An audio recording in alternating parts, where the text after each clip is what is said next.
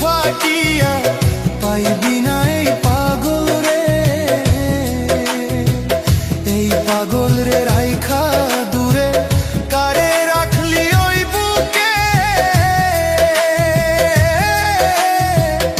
একদিন কাঁদবি বুক ফাটিয়া পাইবি না এই পাগল রে, তখন কিন্তু বুঝবি রে তুই, তখন কিন্তু বুঝবি রে তুই বিরহের কি যন্ত্রণা রে, বিরহের কি যন্ত্রণা। কেমন কইরা বাইচা থাকবো